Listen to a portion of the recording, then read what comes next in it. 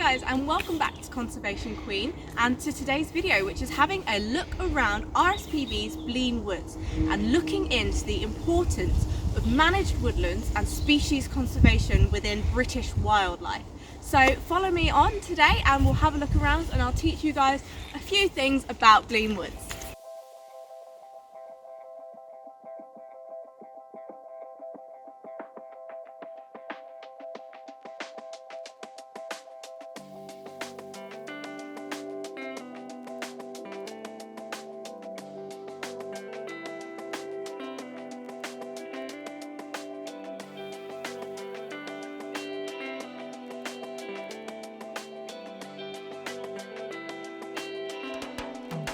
So what you guys see behind me is what we call Caucus Wood. So basically they've taken roughly 25 metres and they've cut down a ton of the trees, and this just helps regenerate the area, allow sort of heathland and other bush type growth to grow up, which creates completely new habitats that certain species are absolutely, basically they have to have it. If they don't have it, they can't survive. So these are perfect for species such as butterfly and stuff. It's absolutely amazing. Another thing that they've done is these little barriers you see here. These are basically when they chop down the wood that they use, the coppicing, instead of throwing it away, they create new habitat in these sort of little, I guess you could call them barricades, help direct the people to walk along the right path, but they also help create beautiful habitat for reptiles, snakes, birds and mice and stuff. So they really reuse everything they do here.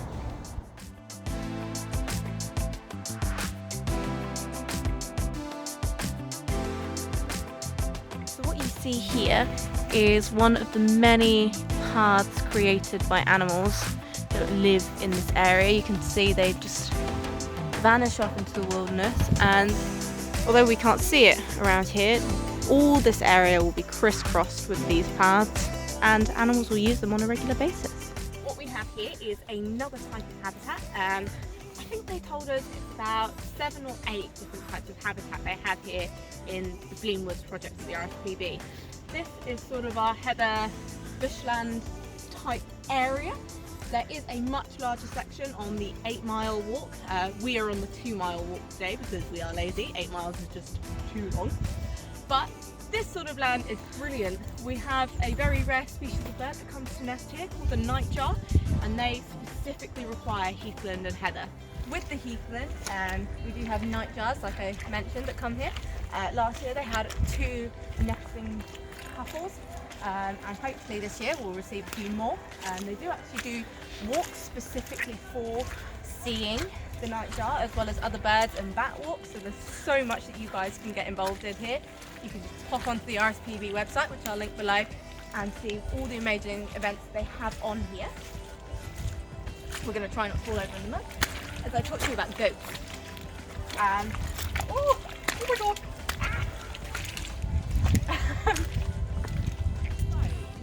The RSPB do with grazing, I did mention goats before I almost fell in the mud, but basically what they do is they use goats as a form of natural grazing.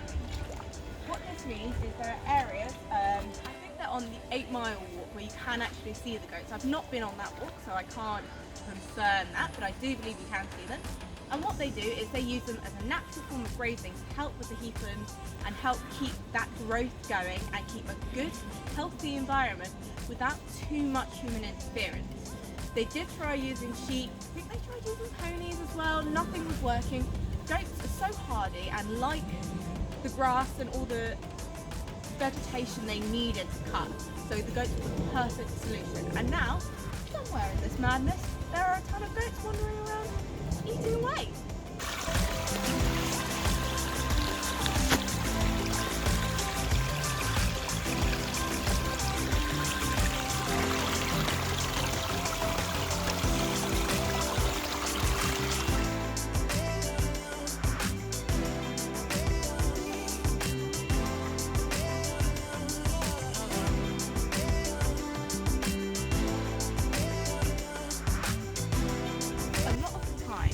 animals and species that you see here are actually right in front of your nose, even if you don't notice them.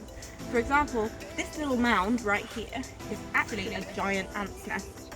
There are several of them across this one section alone, and they're actually, we think, considered to be part of a super colony that is spread across this forest alone. And some people even think that basically all the ants across a wide sort of area of Europe are considered part of the same colony, but that is something that's sort of in debate. My point with it is though, is that even just here, something you would just walk by. This is an amazing example of how much wildlife there is around you if you just take a second to look. This really is incredible. It looks like something must have happened either inside their nest, or something's gone in, or it's flooded. There's something going on here, because there must be hundreds of thousands just piling out all around the surrounding area. There's tons in the leaf litter. There are so many. Something's happened here. Now it's incredible to see, but hopefully these guys get whatever's happening sorted and get back in their nest before they freeze in this weather.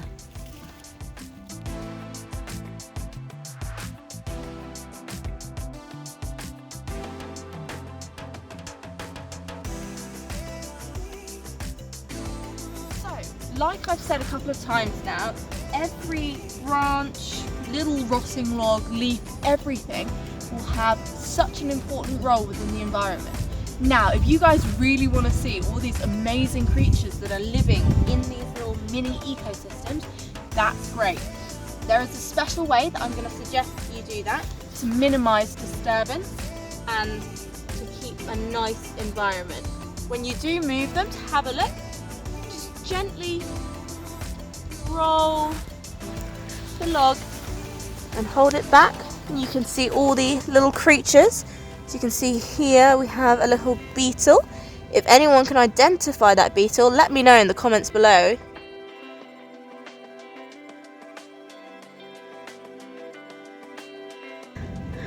There's all these different creatures you can find.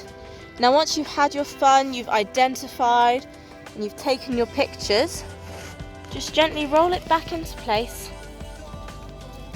and leave it just as you found it for the next person to discover all these amazing creatures.